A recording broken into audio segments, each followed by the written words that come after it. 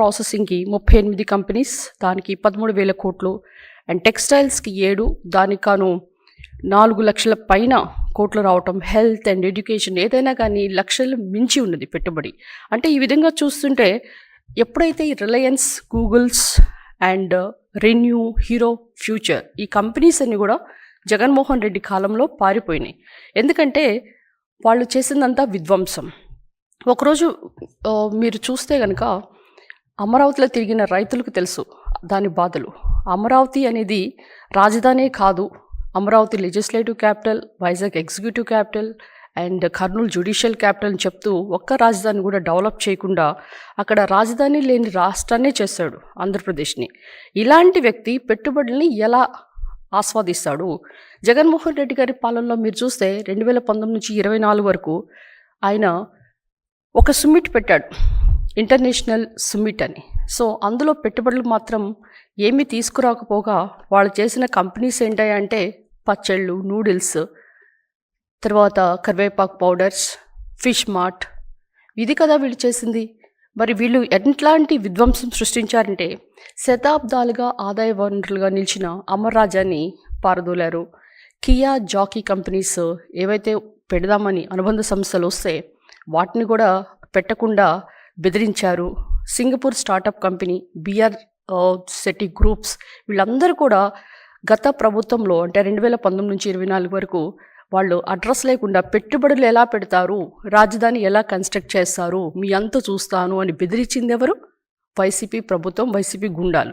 ఈరోజు ఆ గుడివాడ అమర్నాథ్ గారు మాట్లాడతారు, చంద్రబాబు నాయుడు గారు విదేశీయుల్ని, పెట్టుబడిదారులని బెదిరించి పెట్టుబడులు తీసుకుని వచ్చారని.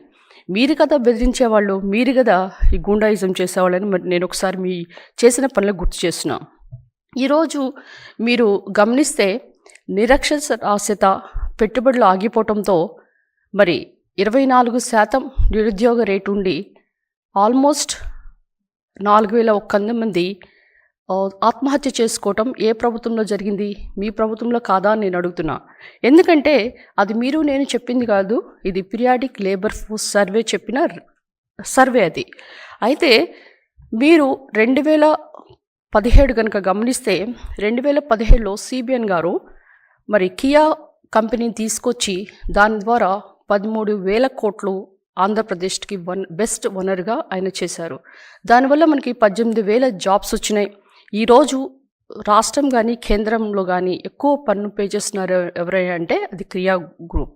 అయితే నాడు ఆ విధంగా ఉంది, మరి నేడు ఈ విధంగా పెట్టుబడుల పరంపరతో ఈ యొక్క చీకటి ఆంధ్రప్రదేశ్ని, అంధకార ఆంధ్రప్రదేశ్ని, తర్వాత గాడి తప్పిన ఆంధ్రప్రదేశ్ని గాడిని పెట్టడానికి ఏపీ బ్రాండ్ని పునరుద్ధరించడానికి చంద్రబాబు నాయుడు గారు శ్రీకారం చుట్టారు. ఈరోజు మీరు చెప్తారు మరి 2019-24లో ఎలాంటి కంపెనీస్ తీసుకొచ్చారో మీకు తెలుసు. మరి 10 లక్షల కోట్లు పెట్టుబడిని మీరు పంపించారా లేదా అని మరి మేము మీకు ఒకసారి గుర్తు చేస్తున్నా. ఎందుకంటే ఎప్పుడైనా కానీ మన అభివృద్ధి ఏ విధంగా వస్తుంది? మనకి విదేశీ పర్యటనలో తిరిగినా, గ్లోబల్ రోడ్ షోలో తిరిగినా, లేకపోతే 1-to-1 విదేశీలతో మీరు మాట్లాడినా పెట్టుబడులు వస్తాయి. అది మీరు చేశారా? అందరినీ పిలిచి ఇక్కడే ఇంటర్నేషనల్ సుమిట్ పెట్టారు. కానీ మా యువనేత ఐటీ మినిస్టర్ నారా లోకేష్ గారు దుబాయ్ వెళ్ళారు, లండన్ వెళ్ళారు, దావోస్ వెళ్ళారు. ఇలా రకరకాల ప్లేసెస్కి వెళ్ళి వాళ్ళందరితో ఇంటరాక్టివ్ మీటింగ్స్ పెట్టుకొని ఈరోజు ఇన్ని పెట్టుబడులు తీసుకొచ్చారంటే that credit goes to our young minister Shri Nara Lokesh గారు. మరి ఆయన ఎంతో కష్టపడితే గ్లోబల్ క్లౌడ్ వచ్చింది. ఈ గ్లోబల్ క్లౌడ్ వల్ల మనకి 1,33,000 ఉద్యోగాలు వచ్చినాయి. సో దీనివల్ల మనకి ఆల్మోస్ట్ చాలా ఉద్యోగాలు వస్తాయి. ఇలాంటి ఈ యొక్క గూగుల్ క్లౌడ్ని కూడా క్రెడిట్ చోర్గా మీ అకౌంట్లో వేసుకుంటున్నారు. అంటే మీరు చేసేది తక్కువ, కానీ క్రెడిట్ కొరకు చాలా పాకులాడేది ఎక్కువ ఉంటుంది. ఈరోజు మీరు గమనిస్తే మరి చాలాసార్లు మీరు చెప్పేది ఏంటంటే ఈ కొత్త కంపెనీస్ ఏమొచ్చినా కానీ వాటిని ఎట్లా పారదోలాలా, లేకపోతే ఏ విధంగా నాశనం చేయాలి, రాష్ట్రాన్ని ఎలాగా అభివృద్ధిని దిగజార్చాలనేదే మీ యొక్క కంకణం కట్టుకొని ఉంటారు. మీరు చేస్తుంది మొన్నేమో కల్తీ మద్యం చేశారు. కల్తీ మద్యాన్ని సరఫరా చేసి ఈ కూటమి ప్రభుత్వం కల్తీ మద్యం చేస్తుంది అని నిరూపించడానికి జోగి బ్రదర్స్ని దించారు. మరి డ్రగ్స్ దందా అంటే లోకేష్ గారు వైజాగ్లో ఒక ఐటీ హబ్గా చేయడానికి ఆయన కృషి చేస్తుంటే మీరు చేస్తుందేంటి? అక్కడ ఐటీ హబ్ లేకుండా మత్తు రాజధానిగా చెయ్యాలి అనే ఉద్దేశంతో మీ యొక్క స్టూడెంట్ యూనియన్ ప్రెసిడెంట్ పులగం కొండారెడ్డిని దించింది నిజం కాదా? ఆయన ఎల్ఎస్డి తర్వాత గంజాయి అమ్ముతూ సరఫరా చేస్తూ మరి లీగల్ టీమ్కి దొరికిపోయారు. అంటే వాళ్ళు టార్గెటింగ్ కూడా యువతని, ఇంజనీరింగ్ స్టూడెంట్స్ని హాస్టల్స్లో ఎక్కువగా సరఫరా చేయటం అనేది ఇక్కడ మీరు గమనించాలి. అంటే ఏంటంటే ప్రతి ఒక్క పనిని కూడా మీ అకౌంట్లో, మంచిదైతే మీ అకౌంట్లో వేసుకుంటారు, కానీ చెడుదైతే కూటమి ప్రభుత్వం మీద రుద్దుతారు. మరి మీరు చేస్తున్న ఈ కుట్రలు కుతంత్రాలు పట్టే మీకు కుతంత్రాల పార్టీ అని కూడా, కుట్రల పార్టీ అని కూడా పేరు పెట్టడం జరిగింది. ఈరోజు ఇంకొక అంశానికి తెరలేశారు. అదేంటంటే వోల్సన్ ల్యాబ్స్ అనేది ఇట్స్ అ ఫేమస్ కంపెనీ, అల్లాటప్ప కాదు. అది ఆర్జే గ్రూప్కి సంబంధించిన కంపెనీ. దానికి అధినేత కూడా రవి జైపూరియా. ఆయన 90,000 కోట్ల అధిపతి. నేషనల్ ఇంటర్నేషనల్గా వాళ్ళకి హై లెవెల్ బ్రాండింగ్ ఉంది. They are very high worthy company. ఇలాంటి కంపెనీలో మరి ఈ ఏమేమి ప్రోడక్ట్స్ వాళ్ళు షేర్ చేస్తున్నారంటే ఫుడ్ ప్రాసెసింగ్, విద్య, వైద్యం, hospitality and they are doing real estate. అందులో వాళ్ళు పార్ట్నర్గా ఉండి వాళ్ళు franchises like KFC, pizza hut, ఇప్పుడు చాలామంది కూడా అందరూ కేఎఫ్సి, పిజ్జా హట్స్కి వెళ్ళటం మీరు గమనిస్తున్నారు, అండ్ కాఫీ.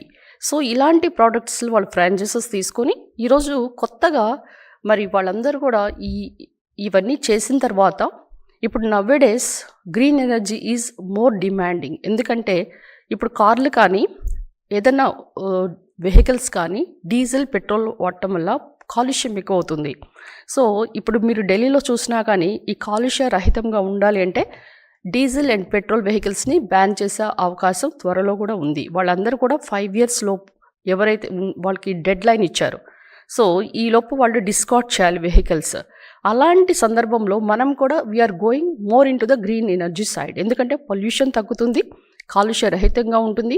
సో ఇలాంటి గ్రీన్ ఎనర్జీని ప్రొడక్ట్ చేసే ఇది వోల్సన్ ల్యాబ్స్.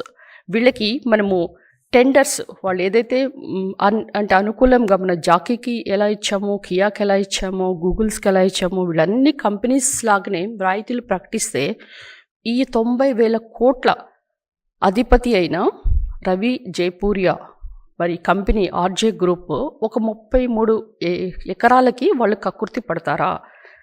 ఇంకొకటి ఏంటంటే ఈ వోల్సన్ ఏదైతే ల్యాబ్ ఉందో ఇది కూడా ఈ ఆర్జే గ్రూప్లో ఒక భాగం. అంటే దిస్ ఈజ్ ఇన్బిల్ట్ కంపెనీ. అంతేకాకుండా వీళ్ళకి Varun beverages and Devayani companies, international companies, ఇవన్నీ కూడా దేర్ ఆర్ అనుబంధ సంస్థలు. కనుక వీళ్ళకి మనము ఏమి ఇచ్చామంటే 2 mega units green energy production కొరకు. వాళ్ళు దీన్ని 2 సందర్భాల్లో చేస్తారు. 1 GW watts is power cell సామర్థ్యం నుంచి, ఇంకొక GW ఈజ్ మాడ్యూల్ సామర్థ్యం. దీనిలో వాడేది ఏంటంటే monocrystalline and bifacial technology which is of TOPCon. So ఇలాంటి technologies they are going to give us high value green energy. So ఇలాంటి ఎనర్జీని ప్రొడక్ట్ చేయడానికి వాళ్ళు తిరుపతిలోని నాయుడుపేటలో మరి 1,743 కోట్లు ఇన్వెస్ట్ చేస్తూ దానికి కాను మనకి 615 అంటే ఆల్మోస్ట్ 400 నుంచి 615 వరకు జాబ్స్ వచ్చే అవకాశం ఉంటుంది. సో ఇలాంటి కంపెనీ మీద ఎలాంటి బురద చల్లుతారు? ఆ కంపెనీస్కి మనం ఇస్తుంది ఏంటి? మౌలిక సదుపాయాలు. అంటే వాళ్ళకి కావాల్సిన ఎలక్ట్రిసిటీ ఇవ్వాలి అండ్ వాటర్ ఇవ్వాలి.